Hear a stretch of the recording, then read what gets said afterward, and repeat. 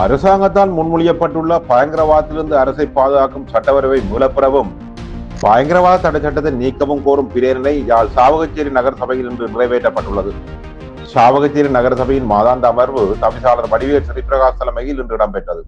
இதன்போது உபதவிசாளர் ஞானப்பிரகாசம் கிஷோர் பயங்கரவாத தடை சட்டம் தொடர்பான பிரேரணையை சபையில் சமர்ப்பித்து உரையாற்றினார். இதன்போது தேசிய மக்கள் சக்தியின் உறுப்பினர்கள் சபை நிகழ்ச்சி நிரலில் முடக்கப்படாத குறித்த விடயத்தை சபையில் பிரேரிக்க முடியாது என தமது எதிர்ப்பை வெளியிட்டனர். எனினும் தேசிய மக்கள் சக்தியின் 3 உறுப்பினர்கள் தவிர ஏனைய உறுப்பினர்களின் ஆதரவோடு பயங்கரவாத தடை சட்டத்துக்கு எதிரான பிரேரணை நிறைவேற்றப்பட்டது.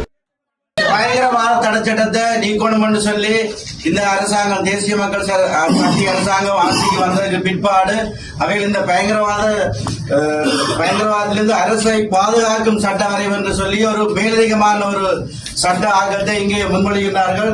குறிப்பாக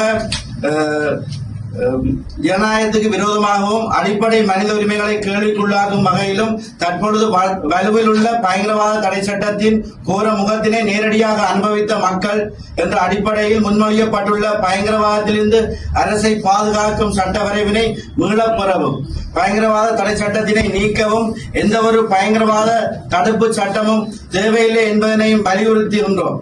அத்தோடு ஒரு செயலை செய்யுமாறு அல்லது செய்யாதிருக்குமாறு அரசாங்கத்துக்கு அழுத்தம் கொடுப்பது பயங்கரவாத செயலாக பிரிவு 3(1)(c)யில் வரைவிலக்கப்படுத்தப்பட்டுள்ளது. ஜனநாயக நாடொன்றில் தேர்வு செய்யப்பட்ட அரசாங்கத்துக்கு சரியானதொன்றிற்காக அழுத்தம் கொடுத்தல், அதற்காக போராடுதல் என்பவை ஜனநாயக உரிமைகளாகும். ஆனால் புதிய வரைவு ஒருவரை கைது செய்தால் பிணையின்றி ஓராண்டு வரையும் நீதிமன்ற ஒப்புதலுடன் 2 ஆண்டுகள் வரையும் தடுப்பு காவலில் வைத்திருப்பதற்கு அதிகாரம் அளிக்கப்பட்டுள்ளது.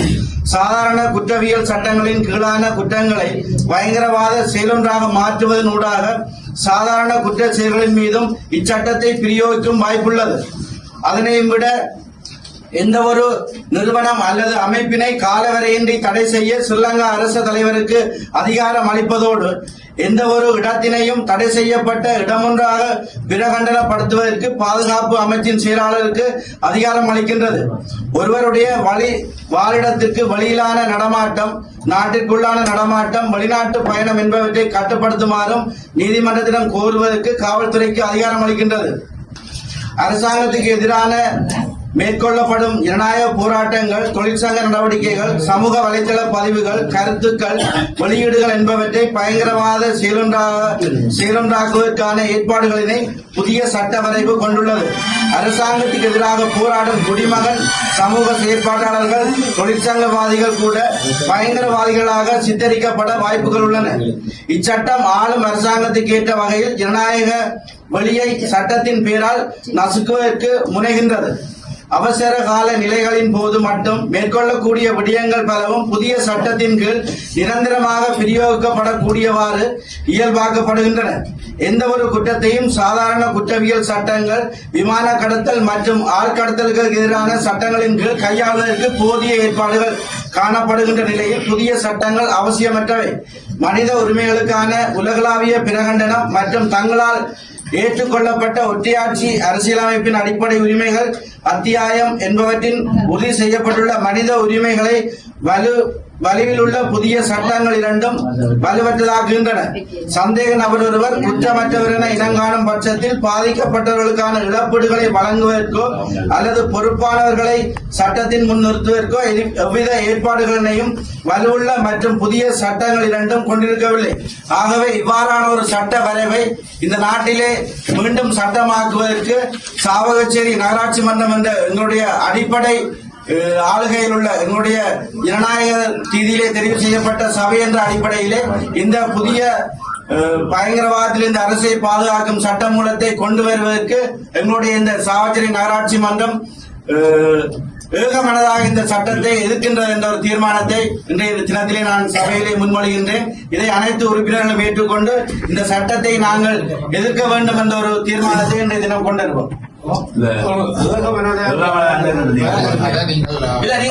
எதிர்க்கிறார்கள் இந்த எதிர்க்கிறார்கள் வெளிப்படையாக சொல்லுறாங்க. இது வந்து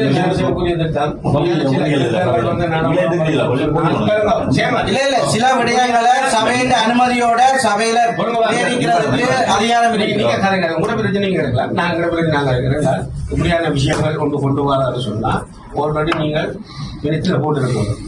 செயலாளர் மினிட்ல தன்னிச்சையா வாசிக்கப்படாது.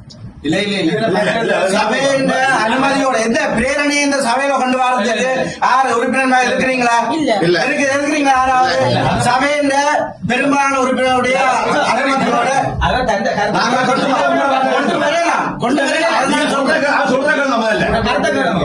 இப்ப என்ன பிரச்சனை, சில நடைமுறையில கொண்டு வர்றது, நடைமுறைக்கு ஏற்ற மாதிரி நடைமுறையில கொண்டு வரணும். சரி, இப்ப சரி இவர் குடிவர் திட்டம் வாசிக்க போறான்னு சொன்னால் அவர் மினிட்ஸ்ல போட்டிருக்கலாம். அது எதிர்ப்பு தெரிவிக்கிற என்கிட்ட தெரிவிக்காத அதுதான் இயல்பு.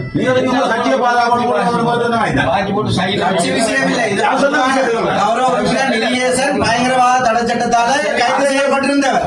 சரியா? காட்டி கொடுத்தவர். சரி, உங்களோட ரெண்டு கட்சி எங்கட கட்சி இல்ல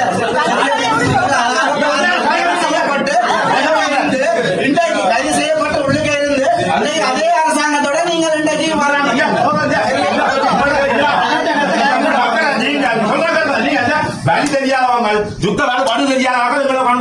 விட்டுட்டு போயிடலாம்.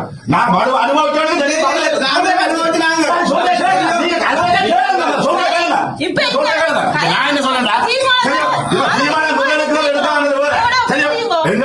இந்த இதுல நாங்கள் யுத்த தலைமையா பாதிக்க மாட்டாங்க. இதுக்கு உங்கள்கிட்ட இந்த அரசாங்கம் சம்பந்தமா உங்களோட ஆலோசனையா கொடுக்க சொல்லி ஆளாவது கொடுத்துருக்கேமா? அதை பாருங்க முதல்ல. இந்த சட்டம் சம்பந்தமா இது சம்பந்தம் உங்களோட ஆலோசனையா கேட்க சொல்லி கட்சி தலைமைகள் பூரண ஆலோசனைகள் இதை நீக்கணும் என்று சொல்லி ஆலோசனையே இல்ல. இந்த பயங்கரவாத தடை சட்டத்தை நீக்கணும் என்றதெல்லாம் எல்லோரும் குறியா இருக்கு. அதான் எங்களோட ஆலோசனை. அதைத்தான் நாங்கள் இந்த சபையிலே கொண்டு வரோம். அப்படி ஆலோசனை